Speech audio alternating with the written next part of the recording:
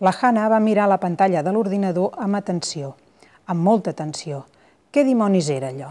Es va preguntar mentre s'hi acostava aixecant-se involuntàriament de la cadira. La Susan, la seva millor amiga, era dreta al seu costat, observant també aquella fotografia impossible. «Em pots explicar què és això?», va preguntar la Hannah neguitosa. «Confiava que tu em diries què era», va respondre la Susan.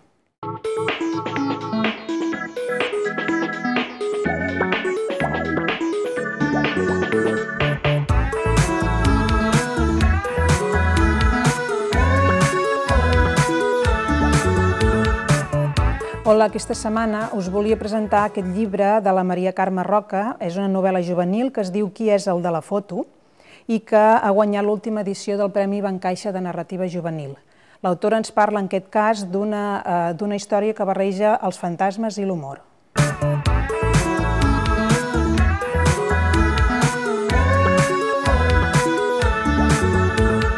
La Maria Carme Roca és una autora barcelonina que va néixer l'any 55 i que s'ha dedicat molts anys a l'ensenyament, però que després ho va deixar per dedicar-se a escriure i ha cultivat tota classe de gèneres i també en totes les edats i té escrits una quarantena de llibres.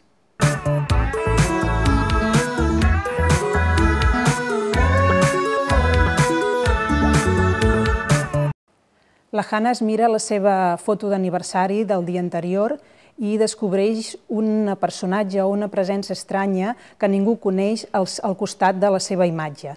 La seva amiga i ella enceten una investigació per mirar de resoldre qui és aquest personatge tan misteriós amb l'ajut dels seus germans i del seu avi Humphrey. La família de la Hannah és una família londinenca d'allò més normal, tot i que portar el cognom de Potter no tenen res a veure amb el famós mag, sinó que estan emparentats llunyanament amb l'escriptora londinenca, anglesa i il·lustradora també molt coneguda, la Helen Beatrix Potter. A mesura que va avançant la investigació, se n'adonen que hi ha una relació entre el fantasma que mira d'aparèixer però que no hi ha manera de fer-se sentir i l'escriptora londinenca.